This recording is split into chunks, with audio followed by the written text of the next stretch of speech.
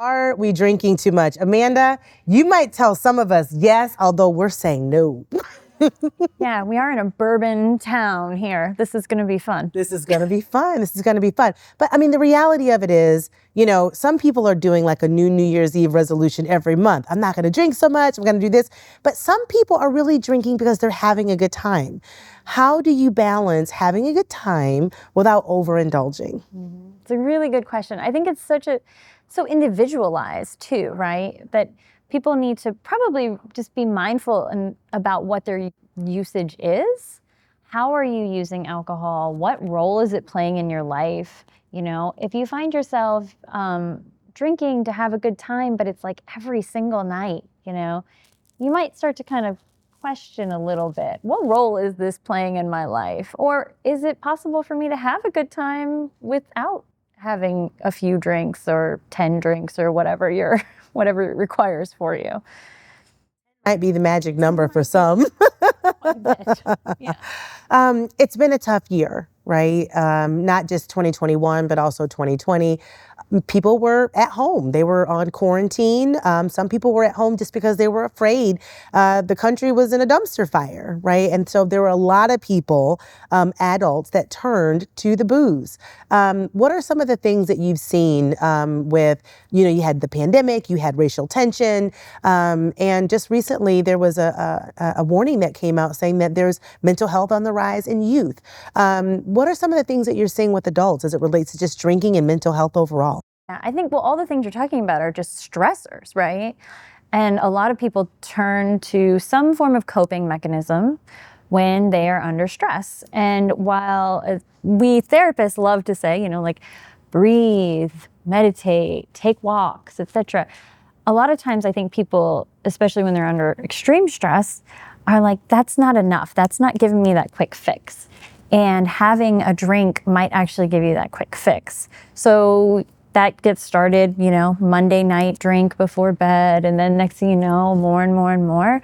And again, you kind of have to check in with yourself, see why you're drinking. What are your outlets? Think about your other outlets. How do you cope with stress?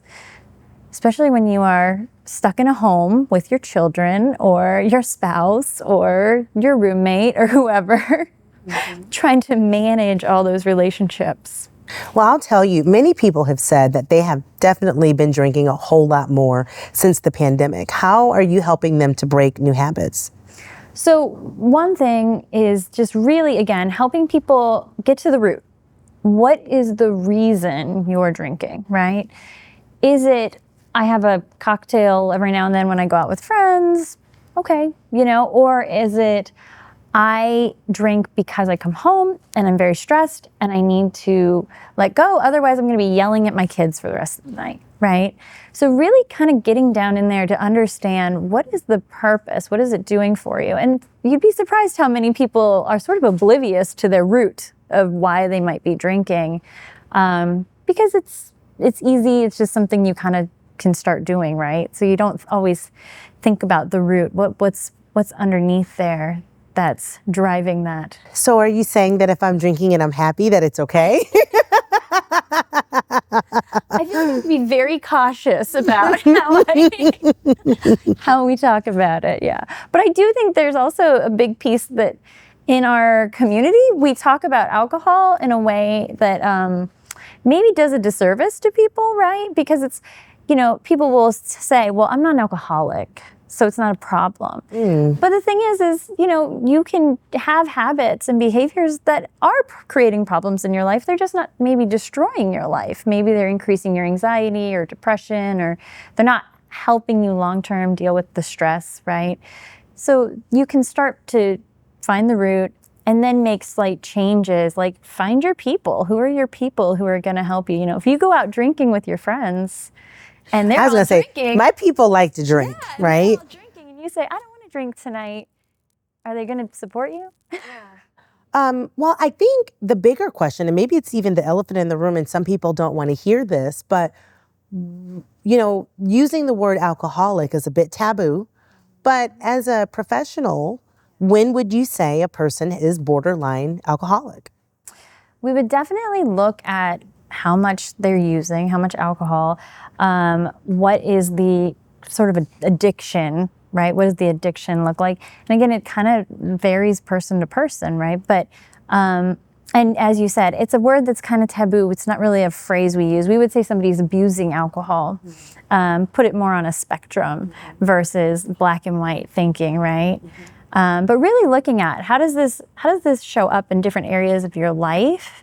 How is your life impacted, you know? And there are people who can drink and drink and drink and be very successful. And that can be tricky to kind of uncover sometimes, right?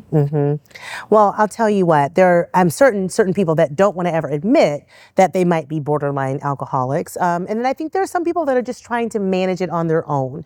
As we go to break, share with us when you should stop trying to tough it out and seek professional help. I would say if you feel any point that you're kind of questioning, you're thinking, or you notice, you go to grab that bottle of wine because you're going, oh, I've had such a stressful day, right? You might think to yourself, what is my relationship with alcohol? And just start to explore it, you know?